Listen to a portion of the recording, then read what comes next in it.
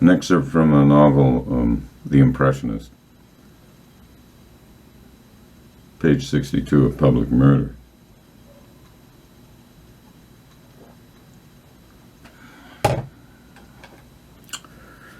One day during the second week of December, Bernie had walked down the 2 flights of stairs to Sheila's apartment after he had returned home from work and had changed into some more casual attire, khaki trousers and a checkered flannel shirt and his comfortable pair of running shoes.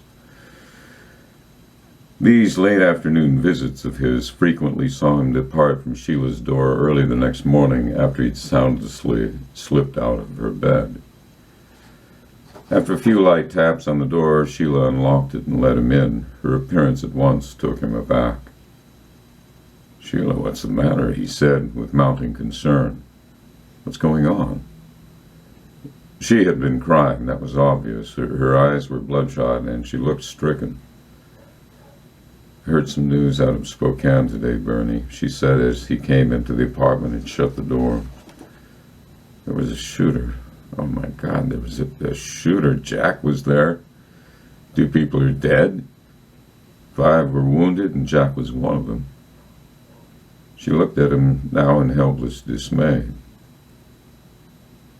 "Fucking hell," he said in disbelief. "When did all this happen? Is Jack all right? What about Jack? Is he all right?" "No, he's not. On the news they said he was shot once in the shoulder. This asshole stood up in the audience, pulled out a handgun while Jack was doing his routine, and the son of a bitch shot Jack straight off. Oh, God, and then he turned and started shooting at the crowd. It must have been horrendous." "I've got to see him, Bernie. Jack and I have been friends for a long time."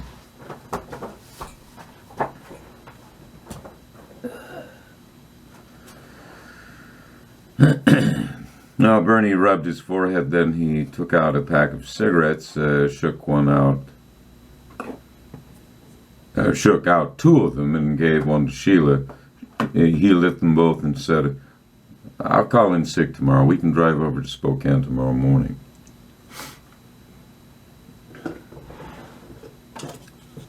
"Oh, Bernie, could you? I'm still not going to be in any shape to drive." "You won't have to worry about that. We'll leave as soon as you like, okay?" Wordlessly, she nodded, then fell into his arms and began to cry.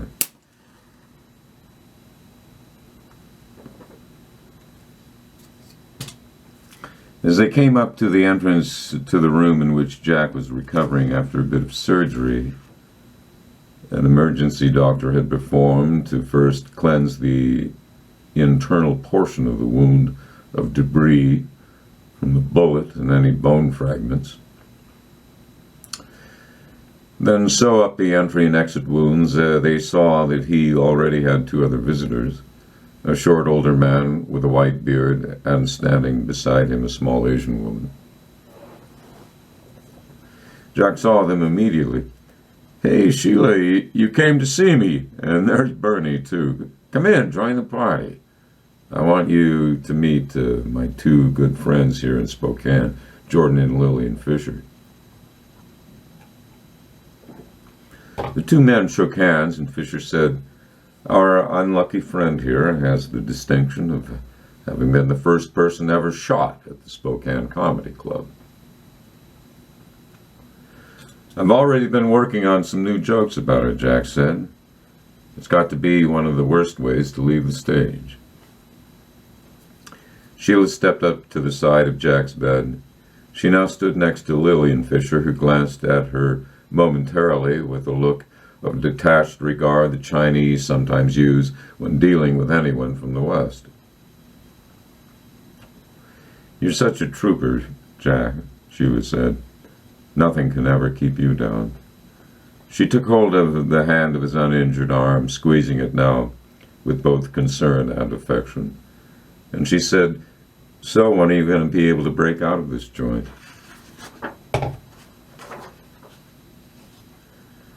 "Oh, they've told me a day after tomorrow, one more day in this godforsaken place, just so they can avoid any form of liability." "You're always so cynical," Lillian said. "That's why we love you." "You know me, sweetheart. I'm just a natural-born cynic, as natural-born as they come."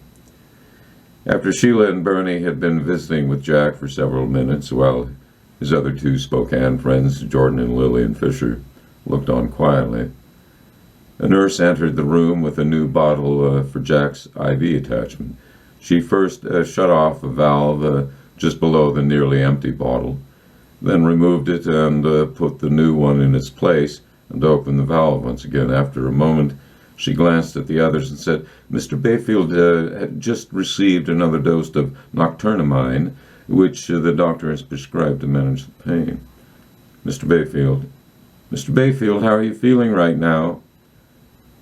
"Like I'm on an air mattress floating on the lake. Not bad, actually. That stuff you've been giving me here takes the pain away pretty quick.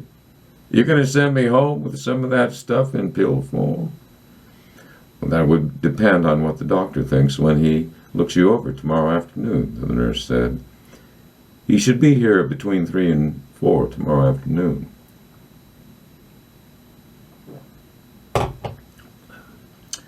As she was saying this, Jack drifted off to sleep. Fisher glanced from Jack to Bernie and said, "You folks eaten lunch yet? You'd be our guests." Obviously, Jack won't be doing any more talking for a while. "Sure," Sheila said. "We'd love to have lunch with you and Lillian." "Great," Fisher said. He then glanced at his wife and said, "Well, Lillian, where should we go?" "Well, what about the Rid Path with their outdoor geodesic enclosures?" she suggested, and then she turned to Sheila and said, "I read about this a few months ago in the paper. There was a photograph showing two of them nearby one another. Each of the domes is completely transparent. They can even be heated if you prefer not to rough it out there in the cold weather."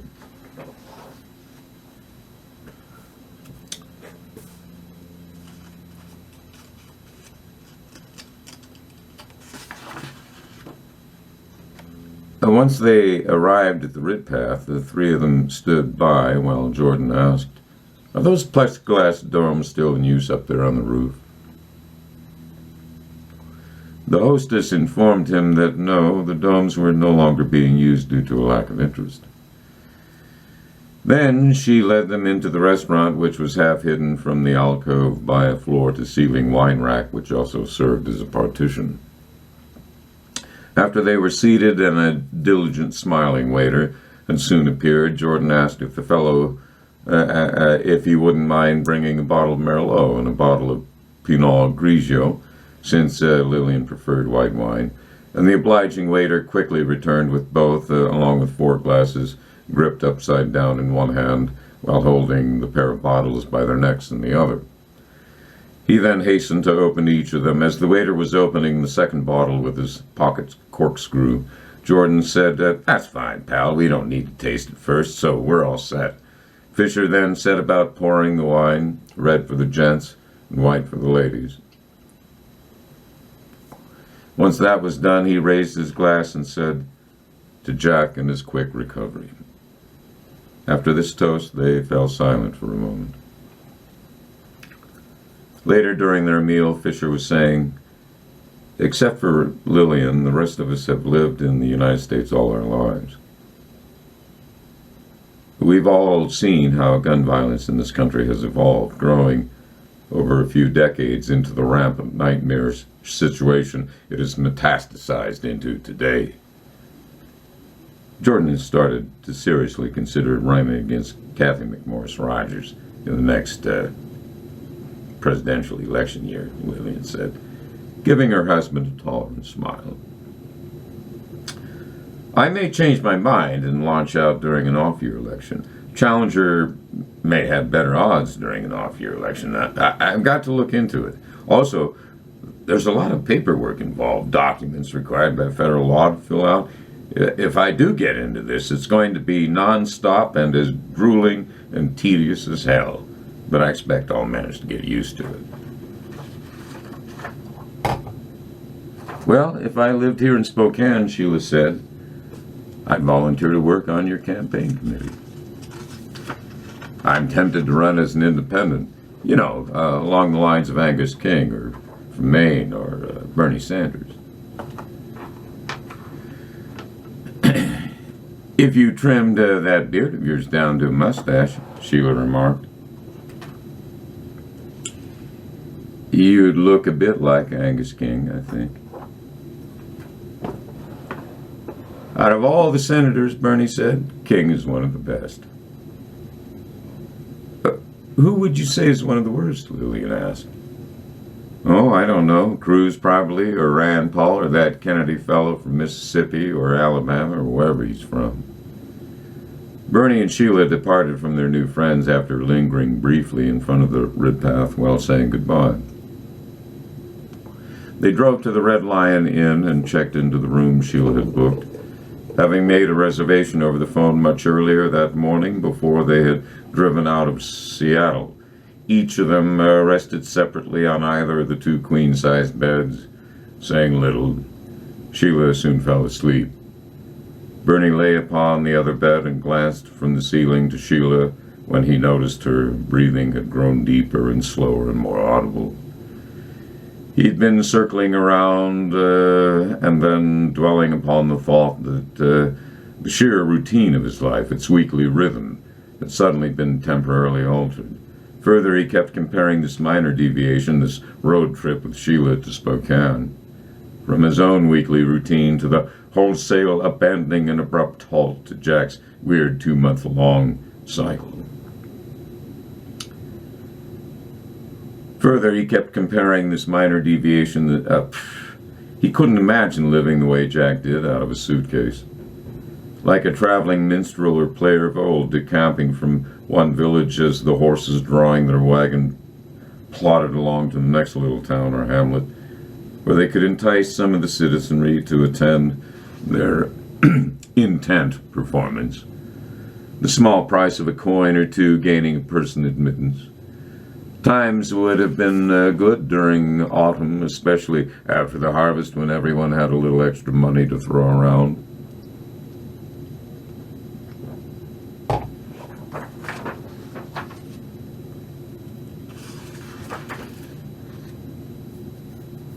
The role and economic niche of the roving entertainer has been around forever, Bernie thought, continuing his reflections ever since the time of the ancient bards who played the lute or the lyre and chanted their long epic ballads.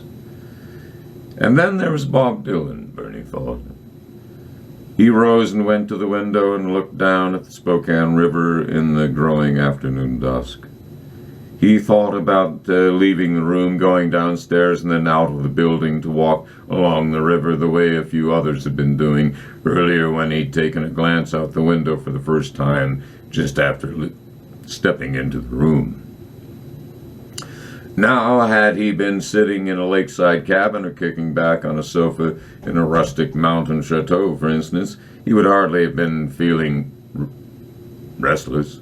The desire to merely walk about, getting stronger and more insistent by the moment, as he was experiencing in the hotel room at that very second.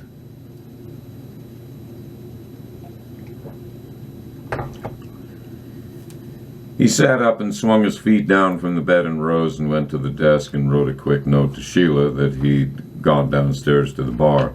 Meet me in the bar downstairs after you're done with your nap. Love you, sweetheart. He wrote on the notepad, leaving it there unremoved. There were about a half-dozen people in the bar, not counting the two stylish honchos in red vests serving drinks. Bernie pulled a stool away from the bar and sat down with an appreciable distance between himself and the man and woman near the opposite end. All the others were seated either at a table or a booth. The nearest bartender stepped up across the bar from Bernie and asked him what he wanted to drink. Bernie said he'd have a scotch and soda. As he waited for his drink, he began listening to the conversation underway less than 10 feet distant, a threesome at one of the curved booths. Two men and a woman were talking about the shooting. A moment later, the bartender returned with Bernie's drink. The fellow took a quick glance at the $10 bill Bernie had removed from his wallet and placed there a moment earlier. "Would you care for anything else, sir?" the bartender asked.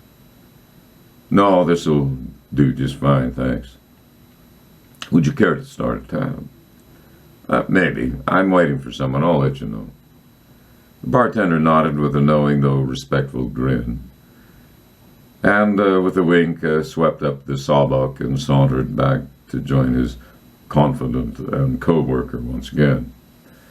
Bernie sat in rock-like repose, waiting for Sheila, listening involuntarily, while wishing it were otherwise, to the conversation underway near him among the threesome in the booth. The woman was doing most of the talking, and apparently she had met Jack on some earlier occasion. She seemed to know him, it now appeared to Bernie as he continued to listen. "I know you don't believe me, Chet, but I did meet him a while back, about a year ago." "You met the comedian who got shot last night? Where'd you meet him?" "Right there at the comedy club. After the show, he was hitting on me pretty soon, trying to pick me up. I told him that guys who thought they were funny and smart were not my type." "No, definitely not your type," said the other man. "You should know, Bill," she said in return, with a marked and sassy tone of innuendo. "But then I guess that makes me dull and stupid," Bill said. "Not necessarily. You just happen to be good in bed." "Please," said the first man, "spare me the details. Will you, you two? I don't need to hear about your wild romp between the sheets."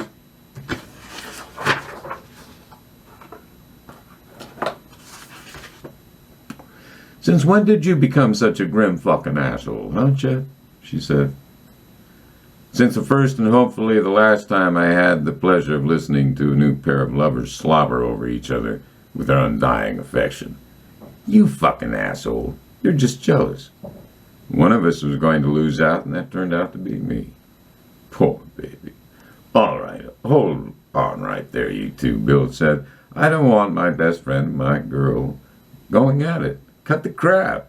You're both starting to sound like a couple of high school kids." At that moment, Sheila came into the bar and sat down beside Bernie. "Been here long?" she said. "No, not long, just a few minutes.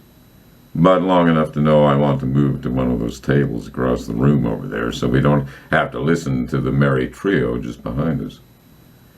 They walked across an inlaid varnished oak dancing floor to the tables he had mentioned, one of 5 along the street-side wall. They sat down, and for a moment neither of them said a word. They gazed at one another, not with fascination nor pleasure nor comfort, but with looks filled with anxiety. "This day has been very strange for me," Sheila soon said. "For me as well," Bernie said. "It's definitely not been a run-of-the-mill day. I have this feeling now because of what happened to Jack, how precarious life is, like some hidden danger is always looming just over the horizon. Whatever you do by way of thinking about this horrible thing Jack's undergone, you shouldn't invite those more impossible questions to linger. You've got to shake it off somehow, Sheila. Uncontrollable random events make up a lot of the world. Until you heard the news report yesterday about the shooting, you were simply enjoying each new day, getting your work done, maybe even hooking up with a few friends for some drinks during happy hour.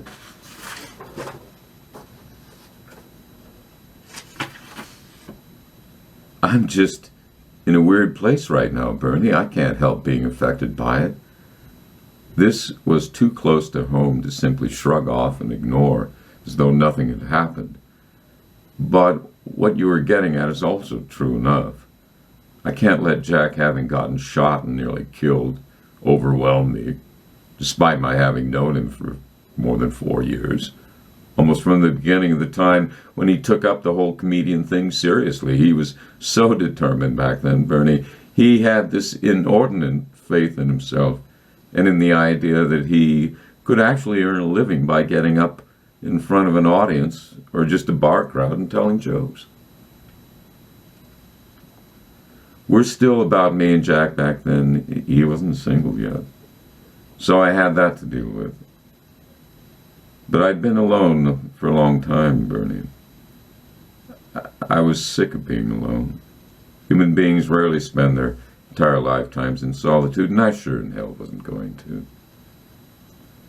The passage of 3 months, the convivial, convenient relations Bernie and Sheila had been enjoying now began to solidify into a wholly domestic arrangement.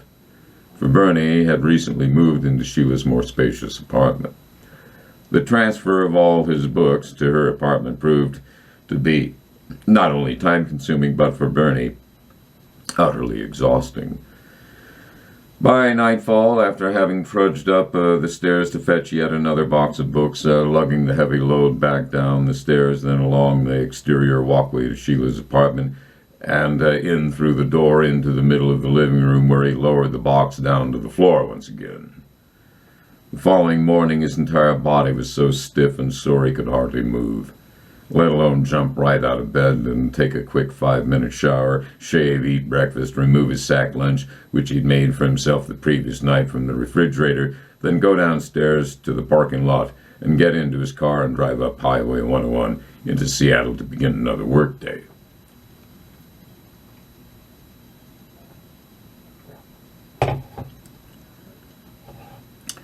Theo Bayfield drove his Ford truck through Erica's neighborhood and soon pulled up to the curb in front of her house.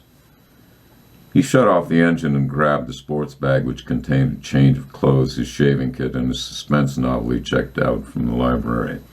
The bag, which for only a moment longer rested on the passenger seat.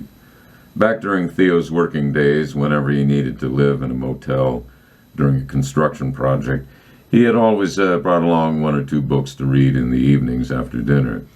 He had always enjoyed reading from the time he was a boy, and when his son Jack was a boy, Theo read to him from one of the several children's books scattered across the living room like so many leaves blown by an autumn wind onto a treeless neighboring yard. Carrying the sports bag, he walked up to the front porch and pressed the doorbell button, causing a series of chimes to ring out. Within the house, Erica's oldest child, a girl, sprang up from the floor where she'd been watching television and pulled the front door open.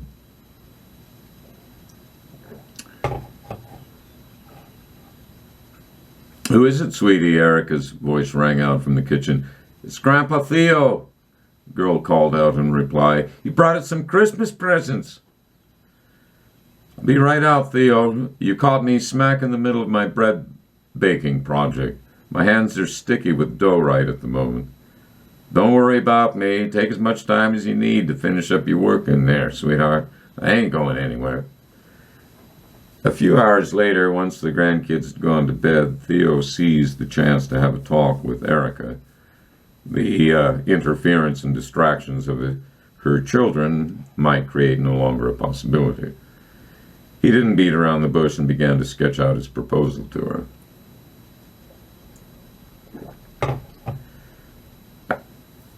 "I'd like you and the kids to move in with me, Erica. For hell's sake, I've got a 4-bedroom house. You should think about it. And if you decide you can handle sharing a house with Grandpa, I'd breathe more easily. You know what I'm saying? There's a lot of money I could save by not paying any more rent."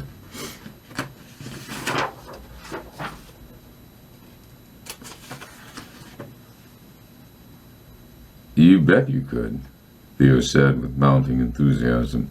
"And so could I. There's several reasons why I'm pretty sure this is a good idea." "So tell me what your other reasons are, Theo," she said, smiling in a way that made her even more attractive than she already was.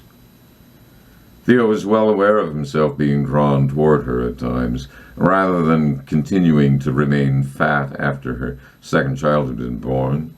In roughly 2 months, she'd regained her prior figure almost entirely.